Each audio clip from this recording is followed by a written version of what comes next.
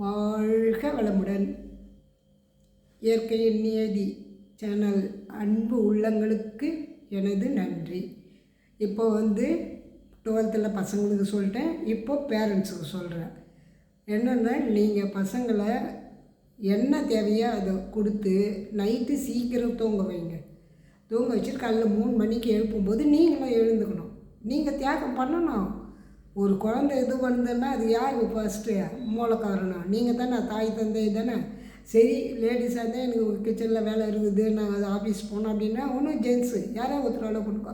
At least இந்த exam முடிகிற வரைக்கும் கூட இருங்க, அரவணைப்பாக இருங்க அவங்க கூட.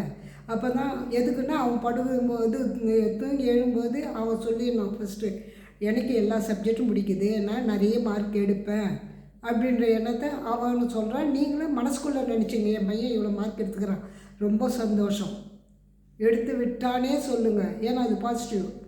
நீங்கள் இந்த எக்ஸாம் முடிகிற வரைக்கும் அந்த வார்த்தையை மட்டும் சொல்லிக்கினே இருங்க மனசுக்குள்ளே. அவங்ககிட்ட சொல்ல வேணாம், நீங்கள் சொல்லிக்கோங்க மனசில். அம்மாவோ அப்பாவோ யார் கூட இருக்காங்களோ கூடவே இருந்து படித்து முடிகிற வரையும் அவனுக்கு அடுத்து தேவையானவோ அதை ரெடி பண்ணி ஸ்கூலுக்கு அனுப்புங்க. சரி, ஸ்கூல் போகிறீங்களா? அங்கே போயிட்டு என்ன பேசுகிறீங்க? பேரண்ட்ஸில் எல்லாம் சரி, என்னம்மா உன் பையன் என்ன படிச்சுட்டுருக்கான், எவ்வளோ படித்தா, எவ்வளோ இது பண்ணியிருக்கான், மார்க் வந்துருமா, இதை தான் பேசுவாங்க. வேறு எதுவும் பேச மாட்டாங்க. அவங்களுக்கு இப்போ படிப்புன்றத படிப்பு தானே பேசுவாங்க. அப்போ நீங்கள் என்ன சொன்னால், அவங்க எங்கள் பையன் பண்ணப்பட கம்மியாக தான் இருக்குது, என்ன பண்ண போகிறான்னு தெரியல மார்க்குக்கு அப்படின்லாம் சொல்லுங்கள். ஆனால் அந்த வார்த்தை பேரண்ட்ஸ் வாயில் வரவே கூடாதுங்க. தயவு செய்து சொல்கிறேன். அவங்க பேசுனா கூட டக்குன்னு வார்த்தையை மாற்றுங்க. இல்லைங்க, முன்ன விட இப்போ அவங்க கேட்கும்போது என்ன பையன் எப்படி படிச்சா, என் பையன் சூப்பராக படிச்சிட்டாங்க, நல்ல மார்க் வரும், எனக்கு நம்பிக்கை இருக்குதுங்க அப்படின்னு தான் சொல்லணும். நீங்கள் எப்போ மாற்றி கேட்டாலும் டைரெக்ஷன் நீ மாற்றக்கூடாது. தவறி கூட எப்படி எடுப்பான்னு தெரிலங்க, நான் தெரியலன்றது நெகட்டிவ், என் பையன் மார்க் எடுப்பான்றது பாசிட்டிவ். அதே பாசிட்டிவாக தான் டெய்லி நீங்கள் உள்ளுக்குள்ளே மனசுக்குள்ளேன்னு சொல்லிங்கன்னா யாராவது கேட்டால் அடுத்த வார்த்தை இது தான் சொன்னேன், என் பையன் சூப்பருங்கன்னு. அவங்க உடனே சொல்லுங்கள், என் பையன் படிக்க மாட்டேன், நான் என்னங்க பண்ணுறதுன்னு. ஒன்றும் இல்லை, இதே சொல்லுங்கள். ஏங்க அது மாதிரிலாம் இனி சொல்லாத, உங்கள் பையனும் டாப்பில் வருவான், நல்லா மார்க் எடுப்பான், அதை பற்றி நீங்கள் சிந்திங்க. நல்லா என் பையன் மார்க் எடுக்கிறான், நல்லா மார்க் எடுத்து விட்டான் அப்படி நீங்கள் சொல்லுங்கள் உங்கள் வாயால். அது மாதிரி நெகட்டிவ் வார்த்தை சொல்லாதீங்கன்னு இப்போ 4-5 பேர் பேரண்ட்ஸோ டேடியோ மம்மியோ பேசுகிறீங்கள, அது ஒவ்வொருத்தர் காதுக்கும் போகல. சரி, உங்கள் கூட பேச முடியலனா கூட அவங்க மனசில் நினச்சிப்பாங்கள்ல. எதுக்கு சொல்கிறேன்னா, நீங்கள் மார்க்கு தான் சொல்கிறீங்களே தான், குழந்தை ஒழுங்காக சாப்பிட்டானா, இது பண்ணானா, அவன் கம்மியாக சாப்பிடுவான், நீ கவனிக்க மாட்டீங்க. முதல் ஆரோக்கியம் நல்லா இருந்தால் தான் மூளை செல் வேலை செய்யும். அது தெரியாமல் குழந்தைய மார்க் எடுக்கலை, இதை பண்ணலன்னா நீங்களே பாருங்கள். ஏழை வீட்டில் கூட மார்க் எப்படி எடுத்தான், பசின்னு இருக்கும்போது கூட அவள் தாயை நினச்சா. வீர சிவாஜிக்கு எப்படி அந்த தாயை நினச்சா? அவங்கன்னா அந்த காலத்தில் படித்தாங்களா?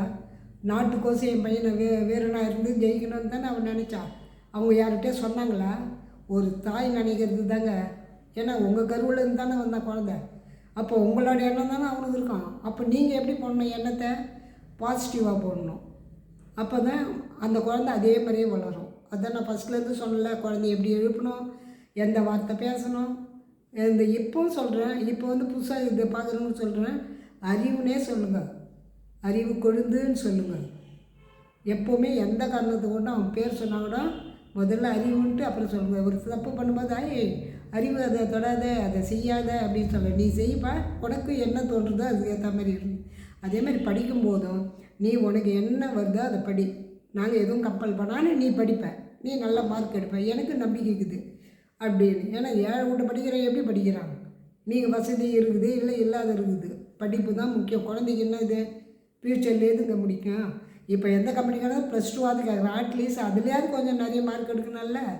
நல்ல மார்க் எடுத்தால் ஃப்ரீ செட்டு.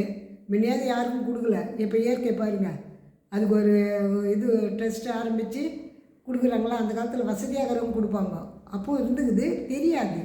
இப்போ அது தெரியப்படுத்துன்னு ஒரு டெஸ்ட்டு ஆரம்பித்து அதில் எல்லோரும் கூட அந்த வாய்ப்பு உங்களுக்கு கிடைக்கணும்ல. அப்போ நீங்கள் என் பையன் படிக்கிறது காசு இல்லைன்ற எண்ணம் உங்களுக்கு வராதில்ல. அதுக்கு முதல் காரணம் யார்? நீங்கள் விதை போட்டுருங்க, ஆட்டோமேட்டிக்காக அது முளைச்சி வந்துடும். அது எப்படி வருன்றது மட்டும் யாராலும் சொல்ல முடியாது, ஆனால் வந்தே தீரும். அதுக்கு தான் எண்ணங்கள் பையனை பற்றி மட்டும்தான் இருக்கணும். யார் எதை கேட்டாலும் என் பையன் டாப், என் பையன் மார்க் எடுப்பான், அந்த ஒரே ஏஎம்எல்ஏ இருங்க. சொல்லி நீங்களும் பாருங்கள், 2 பேரும் பண்ணி நீங்கள் என்ன அனுபவிச்சிங்கன்னு இந்த சேனலில் சொல்லுங்கள். வாழ்க வளமுடன்.